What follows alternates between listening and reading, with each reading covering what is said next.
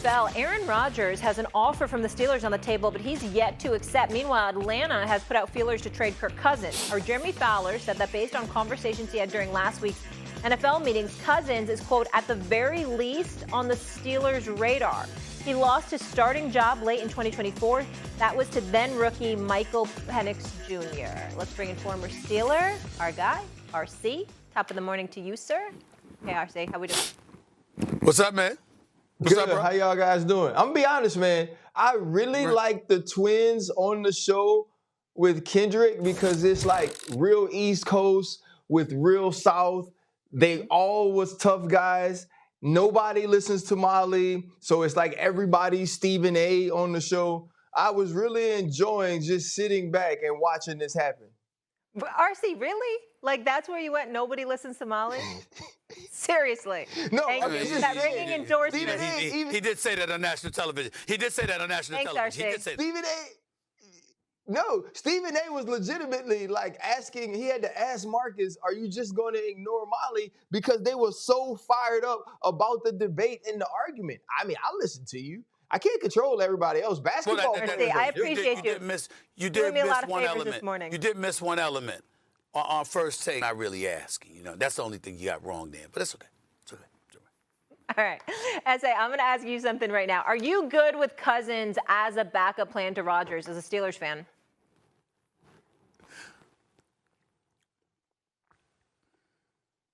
Me? You asking me that, Yes, Molly? Stephen A. Yep. Here we go. Yeah. Thanks for listening. Why the hell would you? I could have sworn you brought Ryan in to ask that question. I don't know why you would ask me that question. You mean You're a Kirk Cousins Steelers that fan. threw nine Your show. interceptions and 1 touchdown over the last 5 games? You mean that Kirk Cousins? You know, coming off the ACL injury or whatever it was. I mean, I don't have any faith in Kirk Cousins. Hell no. The only thing that I could say positively about Kirk Cousins being a Pittsburgh Steeler is that at least he's won 1 playoff game since 2016. The Steelers have not. That's the only thing that I could say.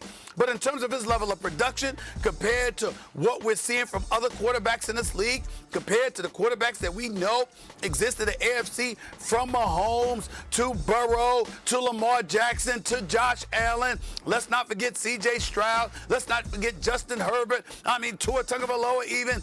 Everywhere you turn, it seems like everybody has a damn quarterback but the Pittsburgh Steelers. So that's the only good thing that I could say about it. There's nothing that excites me, that enamors me, that tickles me in any way about Kirk Cousins being a Pittsburgh Steeler. Nothing at all.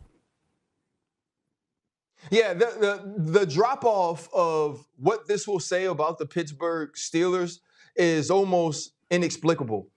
To go from having an opportunity to re-sign Justin Fields, not playing Justin Fields after the start of the season last year, and then ending up in a position where you do nothing this offseason to improve your quarterback room. You go back and get Mason Rudolph, who you've had in the room, who I talk to people in the building, and they say they love Mason. They trust Mason. The locker room loves Mason. I don't care if everybody loves Mason. We could do a reality show. You don't want him as your starting quarterback if you're trying to contend for a Super Bowl. And so now to say that you're waiting on Aaron Rodgers to make a decision on whether or not he'll be your quarterback in 2025 and Kirk Cousins is the backup plan, clearly nobody watched Atlanta play last year. The best thing Atlanta did at the quarterback position was draft Michael Penix Jr., 8th overall, to be a backup plan to Kirk Cousins. And this is in no way to cast aspersions on who Kirk Cousins has been throughout his career. But after coming off the Achilles injury, seeing the way he can't move, seeing the way he can't put spin or he can't push the football down the field anymore,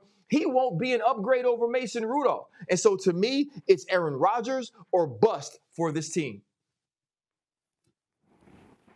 Stephen A., I agree. You say what? I don't have any disagreement. I agree. I don't have any disagreement with that at all. Look, Kirk Cousins has produced during the regular season. Unfortunately, with Kirk Cousins over the years, you found yourself thinking more about his agent than him. You're like, who the hell's representing this guy? Because the guy gets paid. He always managed to get his money. Remember when he had $84 million guaranteed before the market ballooned or what have you? You just found yourself looking at his agent and saying, damn, who's this guy? I might want him to represent me. This brother's something special right here. Whoever the hell this guy is that keeps getting Kirk Cousins his money. But we didn't look at Kirk Cousins' game, particularly in the postseason, and rave about anything. The fact is, really, really nice guy. We saw him walking off the field after the win. You like that? You like that? We saw that kind of bravado. We saw him with the chain on, dancing with the players and all of that stuff when they were winning. We didn't see him doing that the last 5 weeks of that regular season when he nosedived, okay? So it's one of those situations where you look at him and you say, look, he could play, but there's nothing really great about him, and it's far less than great come postseason. Yeah, I got to hit the top of the hour. All I want to know is when is Aaron Rodgers going to make his decision? Like, how long is he going to hold this organization hostage? That's what I'm saying. Like, that's the point I want to get to, though, Molly. Doesn't it feel like we're talking about how far the mighty have fallen? Like, this is the Pittsburgh Steelers. Yeah. This is an organization that's only had 3 coaches over the last century. Right? They're the picture of stability. They're the picture of understanding how an organization is supposed to be run.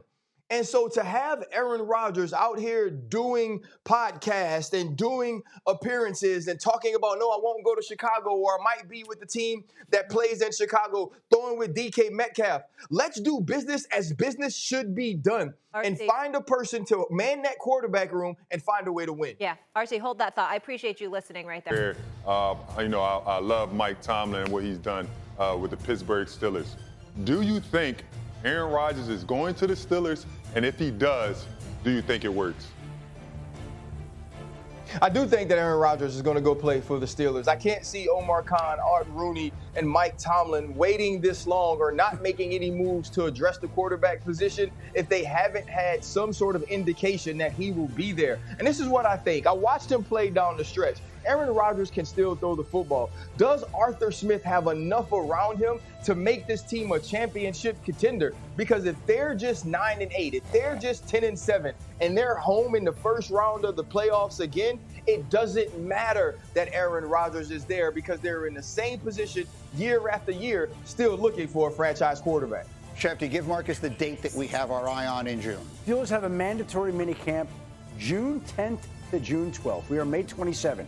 So I would think that in the next 10 days, the chances are we'll hear something from Aaron Rodgers, because it's hard to imagine that he's going to sign with the Steelers this year and then skip the mandatory minicamp where he'd have a chance to work with his new teammates, his new coaches, new outfits. I think we hear something from Aaron Rodgers here in the next couple of weeks. Or that he doesn't sign by then, right? I mean, you're going to miss absolutely everything in the offseason. All right, the Win Man, one more. Win Man's got a football question. Go.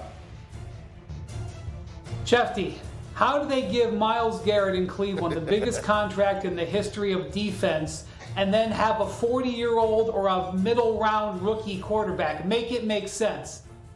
Well, they were going to do whatever it took to appease Myles Garrett and to make sure that he stayed there in Cleveland. Amazing how much his tone changed almost overnight, from going from a guy who wanted nothing to do with the Browns to becoming the highest paid defensive player in NFL history. And so they're going through their process. Let's keep in mind, the Browns are positioned next year to have 2 first-round picks in a draft that's going to be rich at quarterback.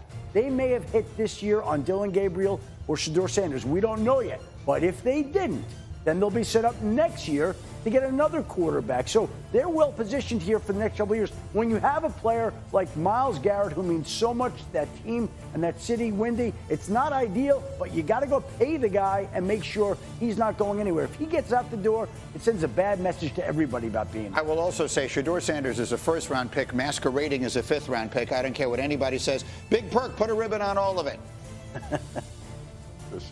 Well, that was my question right there. I was going to ask Shefty and RC, who's going to be the starting quarterback for the Cleveland Cavaliers?